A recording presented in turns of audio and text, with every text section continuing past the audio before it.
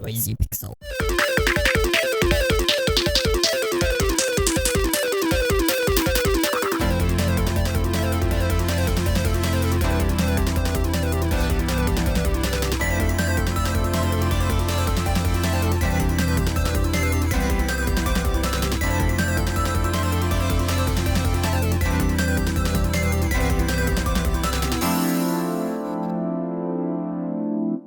What's up, nerds? Welcome to another episode of the Noisy Pixel podcast for the week of May 22nd. I'm your host, Brian, and today I'm joined by Azario Lopez. Hello, Brian. Jake Yoder. Howdy. And Madison, I'm so sorry I forgot your last name. Berge. Okay, there we go. Berge. Madison Berge. Madison Berge. I could have told you, but I was so amused by the lack of preparedness of it all. confusion. Like, You could have asked before we started recording, but this I could have, but that's not my style, obviously, as everyone knows. Flying by the seat of your pants is Brian's way. For sure. It took me what, 63 episodes to get this intro correct, so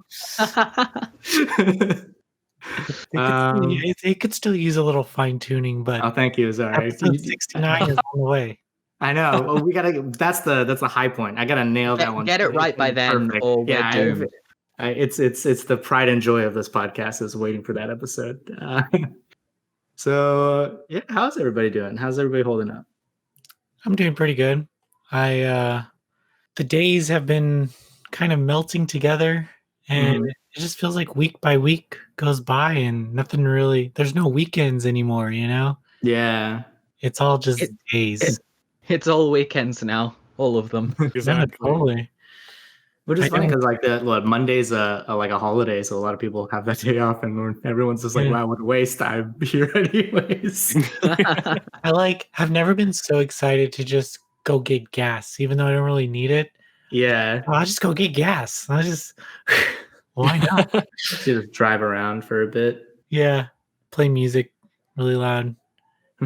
Take my mind off of anime girls. Now would be the time to do like those road trips and just go see all those like natural sights, going state to state. Oh yeah, like you in the movies. They're like world's biggest ball of yarn, and then you just do a little drive by that. I wish I lived in Japan because then I can go to all like the Love Live sets. Oh my god! I will do it one day, just not during coronavirus time. Yeah, for sure. I'm going to Japan for like 4 months here in about a year, so I can be the Japanese Noisy Pixel correspondent. Nice. That's gonna be fun. Well, are you going during the more humid days? I'm going in the spring, so okay. Just do a daily/weekly blog of your adventures and put it on Noisy Pixel. Yeah. Hey, people love Japanese stuff. Yeah, dude. It's a land of mystery to us Americans. I think I'm going to even happens over there.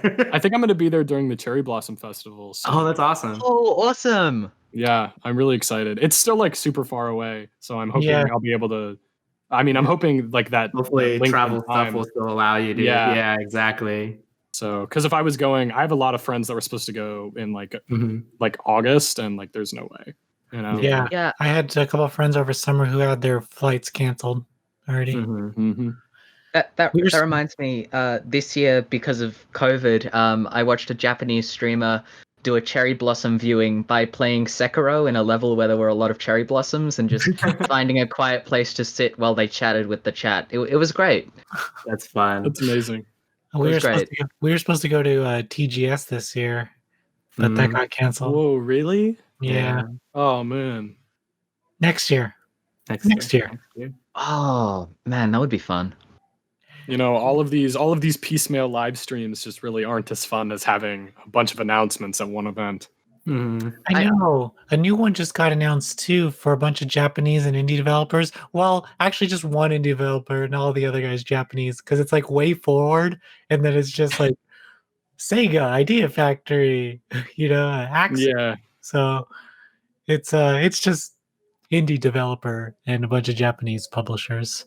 That's going to be insane because that's a whole day that they're allotting to like this group of publishers to make announcements.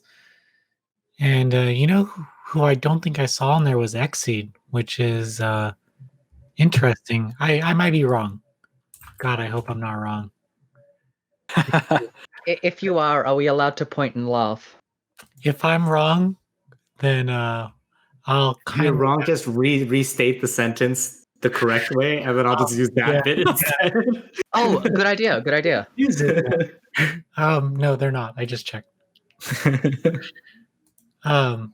Yeah. So, but they usually go hard during E3 time, so that's surprising that they didn't jump on this. Maybe XE doesn't play well with others. Perhaps.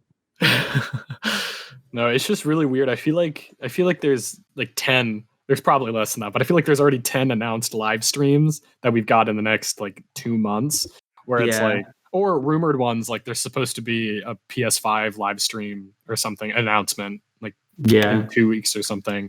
Hasn't been announced yet, but like there's just all these live streams, and it's like, God. I honestly think it doesn't have the same feel, you know. You don't get that whole, like proud anticipation and stuff. It's just like, oh, I'm watching a video, and now I have to wait for it to buffer in real time. They should really save the PS5 announcements until after that one Ghost of Tsushima launches, because the PS5 announcement will just kill any hype around Last of Us Part 2 and Ghost of Tsushima if you know that those games are just going to be better on PS5. Yeah, maybe, but I feel like the people that are really excited for those games are just going to play them anyways, because like I have that where it's like, again on the PS5. Exactly, because that's what I'm gonna do. Like, I can't wait until like November to play The Last of Us Part 2. You know, like I'm not gonna do that. The thing about The Last of Us Part 2 and how everyone's complaining about that game, let me remind you that it is honestly a game about killing zombies. I don't care what they say, it's a fucking zombie game. And you're gonna care that they write a story? Have you seen The Walking Dead?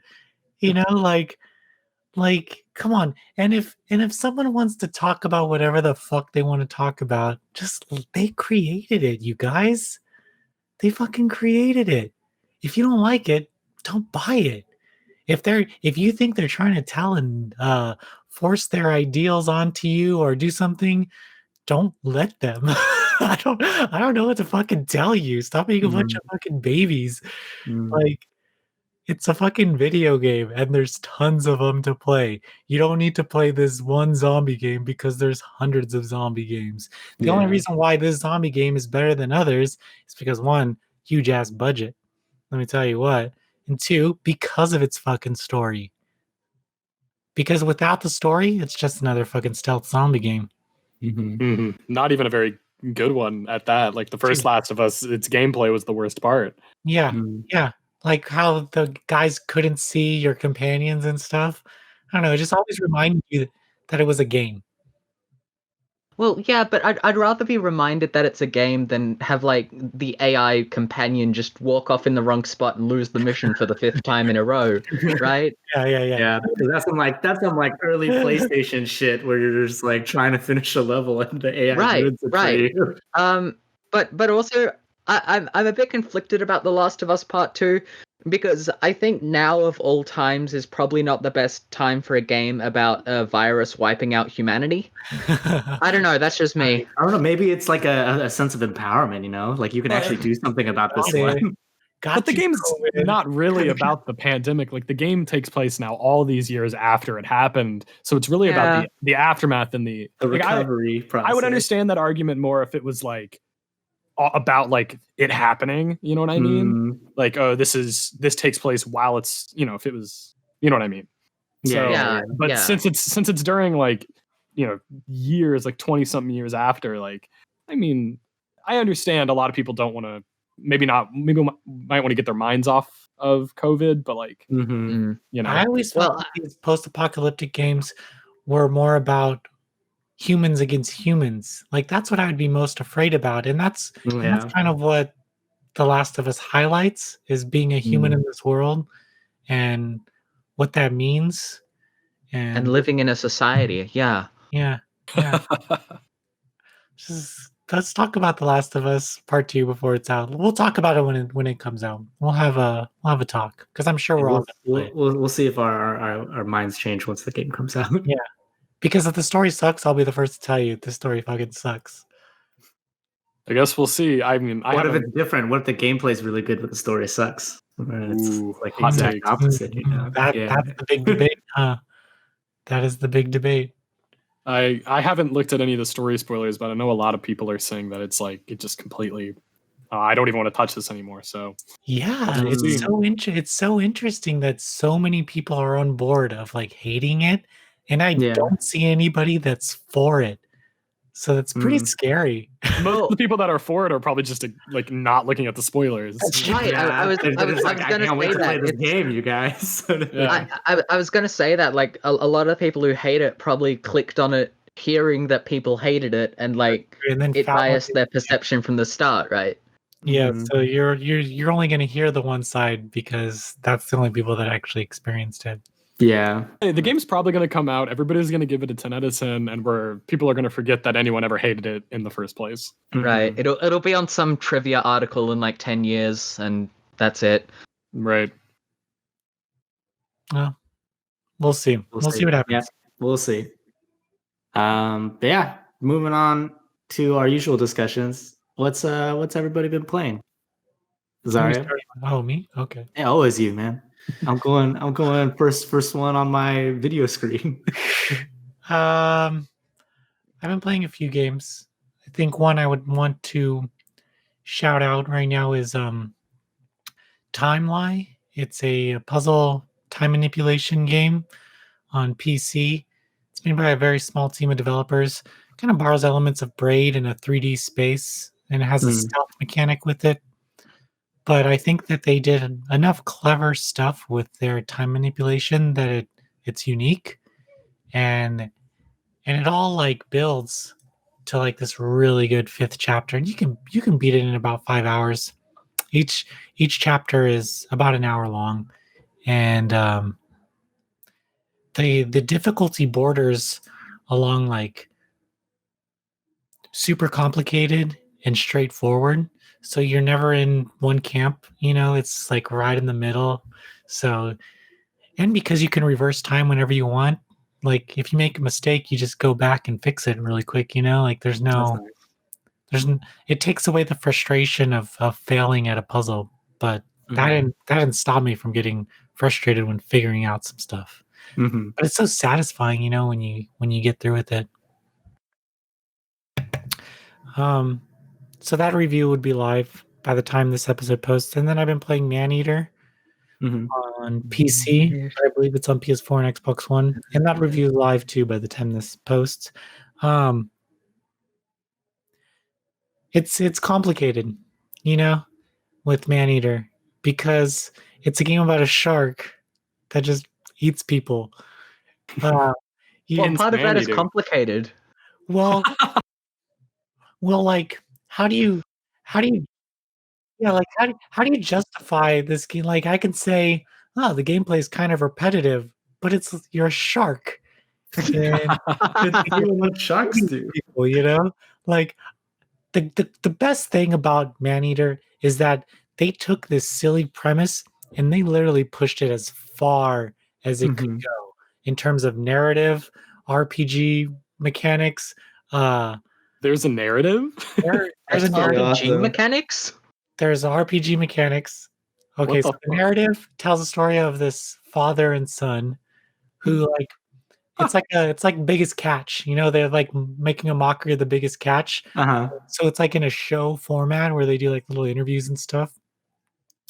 So the father killed your mom, and this is already explained in other previews, and so you already know there's no spoilers here. The father killed your mom, and then as a baby shark, you bite his arm off, and then he throws you in there, and then now he's like your rival, and then so from there you grow into an adult shark, and then that's pretty crazy that there's a whole story. I thought it was just gonna be like a goat simulator situation where he's just kind of messing around in a sandbox doing things. And even that game got like rave reviews. So I'm telling you that if people like talk shit on this game, and go look at their fucking goat simulator review before like say, oh, this game sucks. Like see what they gave Goat Simulator or like Flappy Bird or something. I don't know. Some like, it's just, there are things to not like about it, but in reality, it's a game about a shark eating everything, and it's fun in that regard. It's definitely a game I want to try out because it looked like a fun distraction, like a fun sandbox. I could be like, oh yeah, I'm a shark. I'm gonna, you were like, how do you justify eating people? It's like, you don't have to. You're a shark. Yeah, like, exactly. It's like how Untitled Goose Game lets you be a nuisance because you're a goose and don't have to care about human morals. Exactly. Like sometimes just like stupid games deserve some merit, just because they're not like quote unquote sophisticated, like Last of Us and like other titles with like big movie budgets and stuff, but they can still be fun. So with this game, you're gonna get a bunch of those missions. Eat 10 fish. Like that's always gonna be there. There's always gonna be a mission that tells you to eat 15 of something or 10 of something. Right. But in the grand scheme of things, there's a huge layer of customization in the late game, and there's a lot. It's a pretty big open world to explore, and there's a lot of collectibles. So I think that they took a silly premise and they could have did like an Untitled Goose thing where it's just one little sandbox area and do whatever you want, have fun. Yeah. But they took it a few steps further, and I think it's a good game. Nice. You pretty much sold it for me. That sounds exactly. I'm gonna check that out. Yeah, that sounds really cute. It's about eating people, but it's cute. The customization too, like when you customize your shark, he gets like metallic fins and stuff like that, and you can put that's freaking stuff dope. on him. I mean, from the premise, it sounds like you're basically a Jaws antagonist, so that sounds about right. Yeah. The saddest thing about the game is that you could eat turtles. Oh, I hate it. I hate that. Okay, I'm no longer sold. Yeah. No. You could eat sea turtles. And it's so you sad. can also choose not to eat the sea turtles, though. Wow. Video games have tough moral choices these days. Yeah. So sad. They have items, though. Once you eat things, you get material from it. So sometimes you need. Sometimes you gotta do what you gotta do, I'm just envisioning a shark like killing something, but then like taking little pieces from it and like using its little fins to make items. Oh, dude, it seems where you spit back out the bones bits, so they're just like, I need these. You'll like fight alligators, and then you'll like be biting their limbs off. So it's just like a line alligator without arms and legs, and it's so sad because it's still trying to fight you. Snake boy, like that scene from Monty Python. But he did try to eat me, so it's a eat or get eaten world out there. Dog eat dog world. There's always a bigger fish. But with sharks. But with sharks and alligators. That's it. So I move on to Jake. Cool, Jake. I've pretty much just been playing one game because the like final effects of COVID have like set in where it's like I have no motivation to do anything, like even play video games. So all I've really been playing is Saints Row the Third Remastered. Nice. Yeah, it's fine by me because Saints Row the Third is one of my favorite games of all time, which is why by the time this goes up, we probably will have a What's So Good About Saints Row the Third as well, along with the review.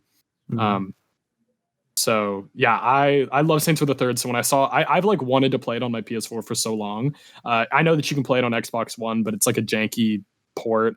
Like, so I've wanted a version to play on the PlayStation 4 for a long time.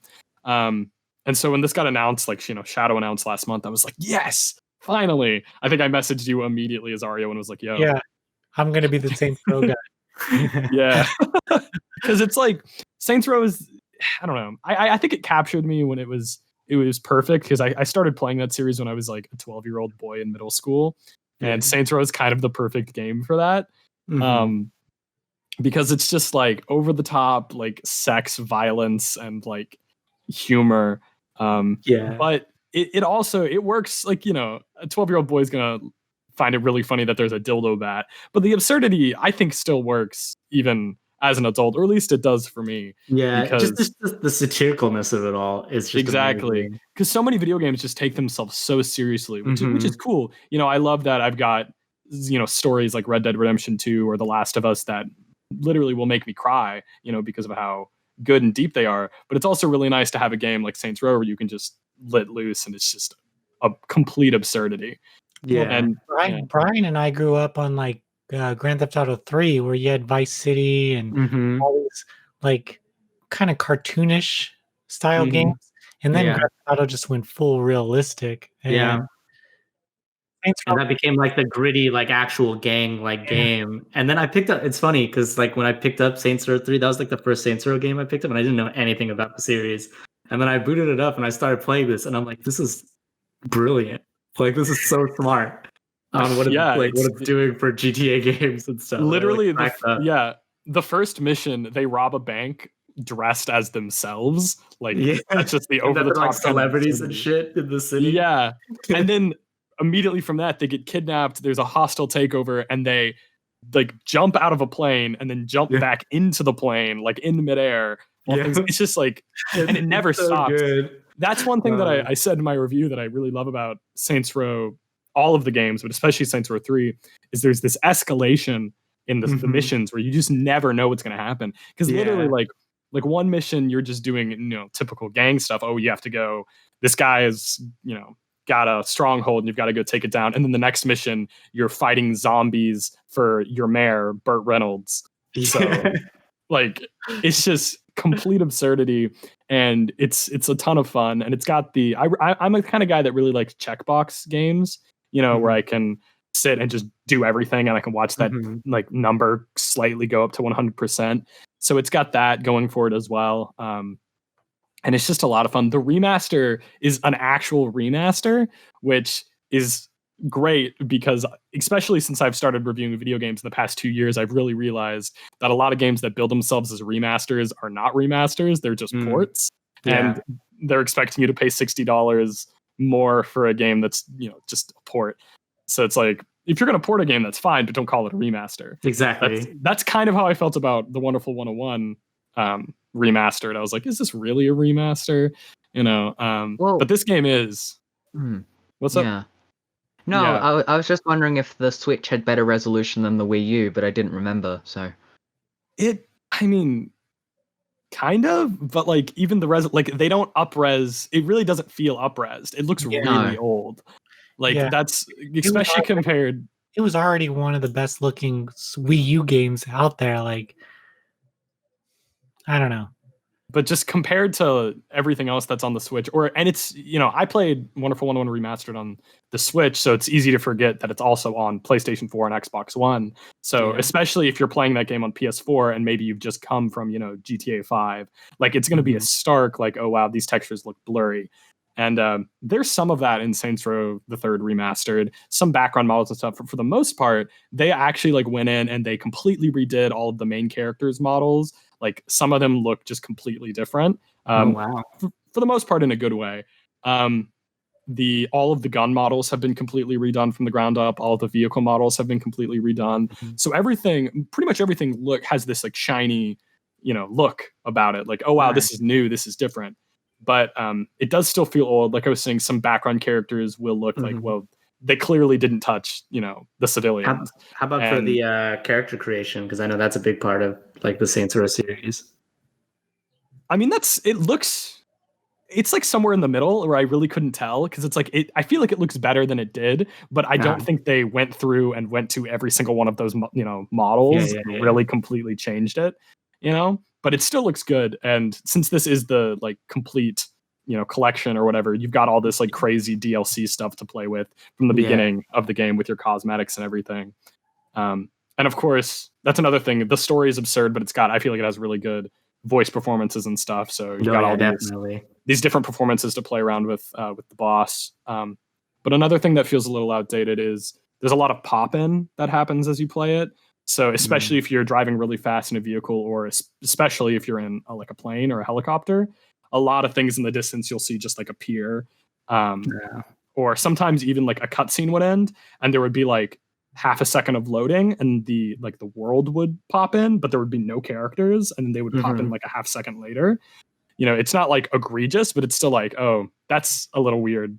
That shouldn't happen. So it's not a perfect game. but it's still, you can still tell, oh, this is a game from 2011, but it's a good remaster of what I think is a great game, and it's definitely the best way to play Saints Row the Third. So I've been having a great time with it. You made me want to pick it up. I know, I'm gonna pick it up. It's worth it, 3. Especially if you love Saints Row 3. If you've never played a Saints Row game and it sounds intriguing, this is a really good place to hop on, because before this, the only Saints Row game on like PS4 was Saints Row the Fourth, or Saints Row 4, which got a little bit too absurd. I don't know if any of you played that. Like, I agree with it. It definitely jumps the shark, because it's basically just Saints Row 3, except they were like, oh, let's make the story really absurd. So in like the first act, in the first act, you become president of the United States. The Saints take over America, but then aliens attack and aliens abduct everyone, and then you're put inside the Matrix and the world is blown up. Yep, and it's really hard to one up after that. Yeah, and then in the Matrix, which is just a redoing of the map from Saints Row the Third, you also have superpowers now. Yep. So which made like cars obsolete and just kind of so it totally jumped the aspects of the game. Do you think this is a way that they can return to the series for maybe 5 or something? They're just setting, because that's one of the things. This remaster was developed by like a different studio, like Spearsoft or something like that. I don't remember exactly, but it wasn't developed by Volition, who normally develops Saint Row, which means the whole Volition team is probably working on the next Saints Row. Yeah. So I'm kind of hoping for a soft reboot of the series, bring it back to its roots, get rid of, do not follow that crazy space thing, because that's not what Saints Row is or what it needs to be. Yeah. I feel like I'd be happy if they just like did the whole "it was all a dream" situation. And for Saints Row the actual 4th or something is the name of the title of the game. That's something that they would do too. I feel like that's definitely something they would do. Saints Row the 4th, True Remix 5. But yeah, I think this is a really good place for anyone to jump into the series, whether you're an old fan like I am, or it just sounds appealing. It's only $40, so they're not trying to charge you $60, and I definitely think it's worth it. So nice. Okay, cool. How about you, Madison? What have you been playing? Just my mic. Okay. I've been playing Umineko When They Cry, the sequel to Higurashi. I don't want to say too much because it's a very story-focused visual novel, so I don't want to spoil too much. But I really just adore the game because it's basically a love letter to detective fiction. So, like Agatha Christie, those sorts of stories, it clearly loves that medium. And as someone who loves that medium, I'm having so much fun with it. How many years have you been waiting for this finale? Not that many. I actually got into it pretty recently, but the first part of Higurashi, like the re-release, because it was already released, but they did a retranslation starting in 2012. And it took until well, the review should be up soon. Chapter 8 came out just recently, so it took a very long time to refinish Higurashi, and there's still a lot of side content they have to get to. There's like an epilogue chapter that sort of ties into Umineko a little bit, and they still haven't retranslated that. Manga Gamer is working kind of slowly, but it's a long visual novel too, huh? Yeah, but they're doing it part by part, and it really does feel like it's taking longer than it should. But I don't know, I'm fine with it. The old versions are there if you like really want to read the extra stuffs, because like the main stuff's completed now, so I don't really have to complain. The only reason that I can think of that's the reason is because Manga Gamer is like developing it as well as they're localizing it, like adding in assets and stuff like that. Like, is that sort of? I think they are sort of working on a new engine with it, and they any new characters that show up, they've got their own second sprite set, the Steam sprites as they're called. So I guess that would slow them down a little bit too, but I'm just glad it's finished now. I always feel bad because a lot of Japanese developers, especially like the Dojin guys, they'll put out games and then they'll just either lose their assets or just delete them because they think they're never going to use them. And then publishers will go back to them and be like, "Hey, we want these assets." Oh, sorry, I threw they don't exist anymore. 5 years ago. Well, that's why people cry about like no mosaics.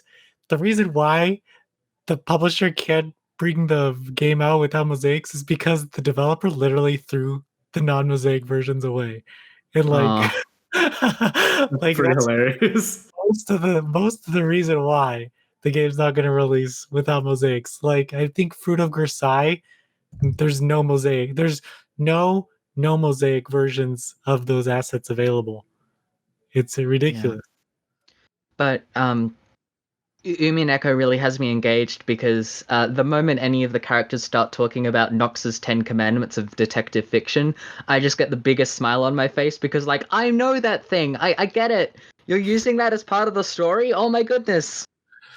I love it. I think Umineko appeals to a very narrow subset of people who like both detective fiction and also bizarre occult stuff. And I happen to fall into that band, and I just always have this huge smile on my face when I'm playing. I love it. That review should be up too by the time this episode's up. Higurashi, yeah. Well, Brian, what are you playing? I haven't been playing much. Like Jake, I've been basically like my brain's been on. I need to occupy with something different to keep it, keep life spicy. So I've been. I started like reading more, and I started like, learning ukulele with Jess. But the games I have been playing, so I've been playing more League with Mark as well as some of my friends that I used to play with, and it was funny to think about because I realized that a lot of my friends that I play League with, that's like my only connection to them. And so this is also like my excuse to like hang out with them again and talk to them after like 3 years of hiatus, basically. Have they been playing this whole time? I guess so. I don't know. Or I've like pinged one of them and be like, hey, it's time to get back into it where it's Corona time. And he's like, okay, cool. And so do you say like League Up or anything really cool? No, like, let's go League. I say you're ready to climb, so we can climb rank, but that's about it. Nothing like super cool. League. Grab your mouse and let's play. Right, time to assemble the League of League. So yeah, I've been playing that. I've been playing climbing in rank with some friends and stuff. The game is a lot harder than it used to be, I feel, just because people are being more competent, and also people are a lot more toxic. It seems than I feel like it didn't get better in the 10 seasons of the game. It never got better. If anything, it got a lot worse because there's no repercussion for being a dick in the game. So, yeah, I think there was one where we like played a game and apparently we got matched up with two people who were playing ranked for the first time because they just hit the level requirement to do it, which is weird because it just sounds like a matchmaking issue because we lost immediately because they didn't know what they were doing at all. Yeah, and that didn't just happen to us. Like it's happened multiple times in the games that we played where it's just us or the enemy team where they just have a brand new person. So I think there's something wrong with the matchmaking in that section of the rank ladder, which is you just suck.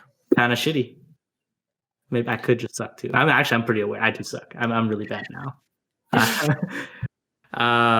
Another game that I've been playing, playing golf with your friends. And it's exciting because the game's not in early access anymore.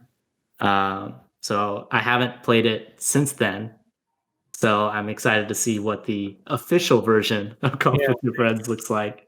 And we also got a review copy for the Switch version, so I'm gonna go check that out as well and see if it's equally enjoyable or worse.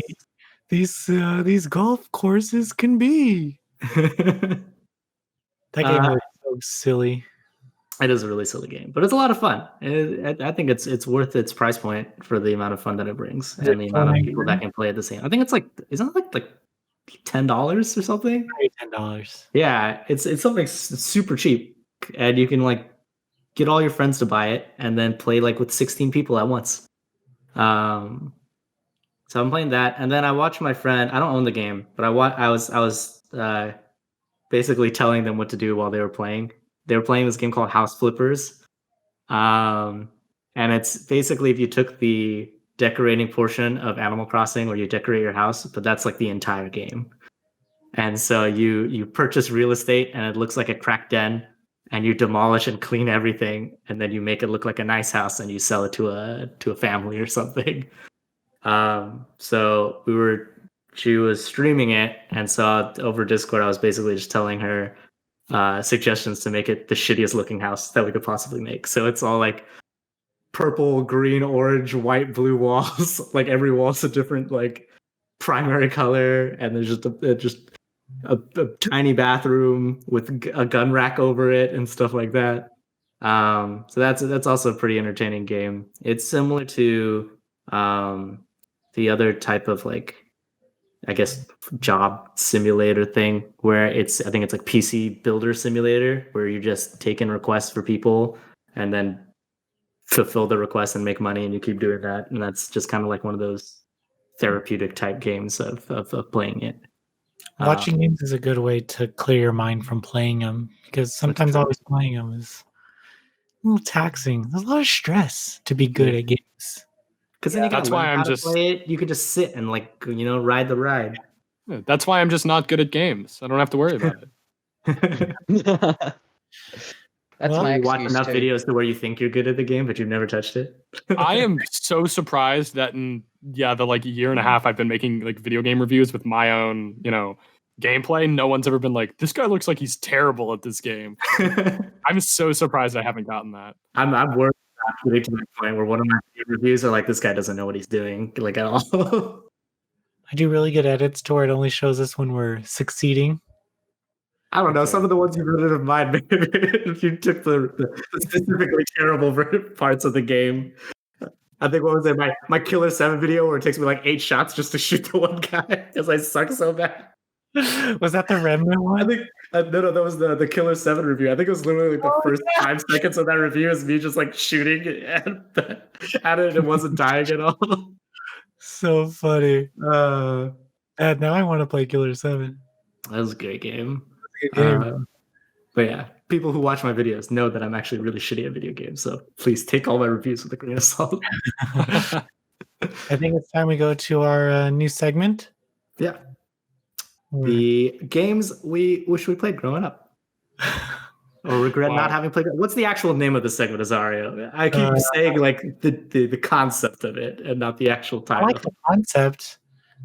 Games we wish we played. Games we wish we played, in which we talk about games we regret not having played when we were growing up. Yeah, have a subline. Yeah. Do you want to start, Azario? Do you got one off the top of your head? I got one. While you guys think of something, I want to say Rogue Galaxy on the PS2. It's a pirate RPG, and it's developed or published by Sony, and never played it. I wish I did. It looks so good. It has like cell shaded. Dude, that's the hardest word to say. Every time I write that in one of my reviews and I have to say it, I always do like 5 takes because I'll be like shell shaded. Yeah, shell shaded. She's shell shaded. Oh no. I was gonna do it first, try to earn you, but I couldn't. Rogue Galaxy. It's a game that I wish I played, and so I put it next to my computer to remind me to play it. So it's sitting there, and one day I'll get around to it. But that's my pick. Nice, Jake. So I've been thinking about this game a lot recently because a remaster just got announced for it. I wish I would have played the Tony Hawk Pro Skater games when I was younger because I didn't, because my brain was like, skateboarding, that sounds pretty close to a sports game. It's like that's either a sports game or a racing game, both of which I do not enjoy. So I never played them until literally like last year. I bought a Dreamcast, and the only game that the place had where I bought the Dreamcast from was Tony Hawk's Pro Skater 2. So I was like, I mean, okay. And I have probably put like 20 hours into that game, just like fucking around. It's so much fun. And I hear all these people that have memories of playing those games when they were younger. And I wish I would have played it earlier. In California, you have to neither know how to surf or know how to skateboard. And I went skateboarding. Unless you're Asian, then you're into math and shit.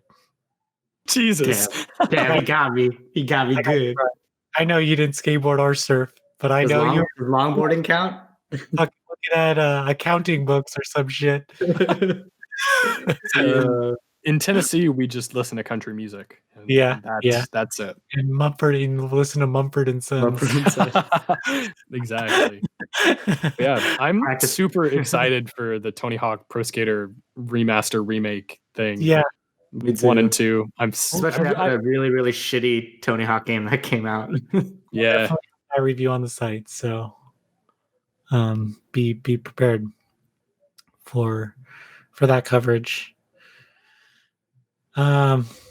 Madison?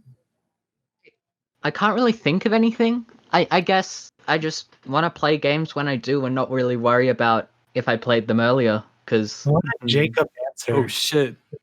Is that a Jacob answer? Oh, nice. Yeah. I feel like that would be something Jacob would say. Yeah, I don't know. I can never think of anything when it comes time for this segment that we apparently have a name for. I did think when you said we were doing it, I was like, God damn, how many games do we all have that we wished we would have? Like, I'm almost out. Yeah, I'm wondering how long we could go with this segment. I have not. I can think of Xenoblade, but that's about it. And I already said that one. So, have you played Legend of Dragoon? No. That's your game then. Okay. According to Azario, my game is Legend of Dragoon, which is apparently I regret a it game. because Azario is bugging me about it right now. I feel you on that game. Volcano, so good. Right? Yeah. Fucking good. Actually, maybe I have something.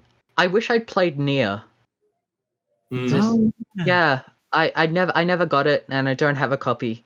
But I've seen a Let's Play, and it's something I really wish I'd played. That's one of those games that like nobody paid attention to until like Automata came out. Mm-hmm. Yeah, the problem with Nier is like the premise sounds really generic on the surface, which is like the whole point because it starts to deconstruct it towards the end.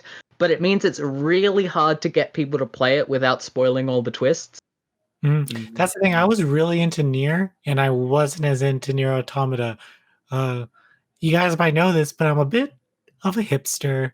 And anytime a lot of people like something, I'm the first to be like, not for me. So in 6 years, when nobody's talking about Nier Automata, I will probably play it.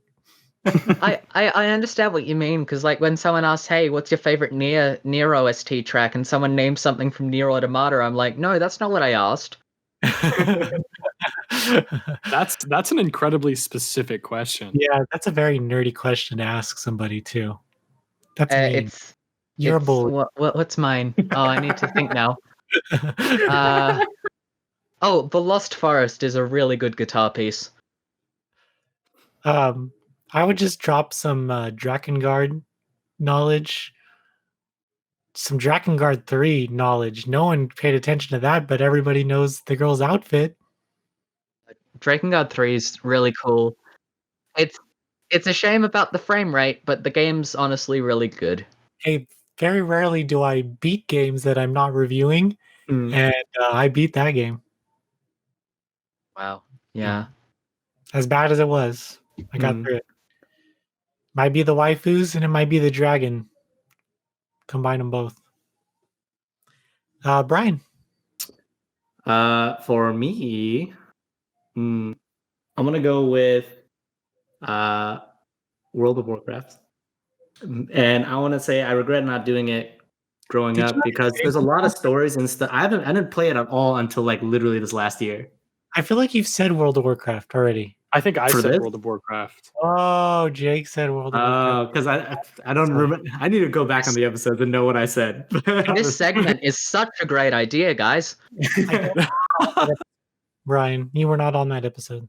Okay, cool. So yeah, I'm going to stick with it, World of Warcraft. And I'm going to say mainly just because there's just a lot of stories and stuff about in its like heyday and things of events that happen and the community. And just like, I wanted to be a part of like watching that grow. Because I think that's the thing that I enjoyed the most on like seeing new MMORPGs and stuff is just watching the community figure out the game together and then making the game their own and making those stories together. It's not a lot of the times it's not even about like the actual game itself. It's about like how the players of the MMO are interacting with what they're given.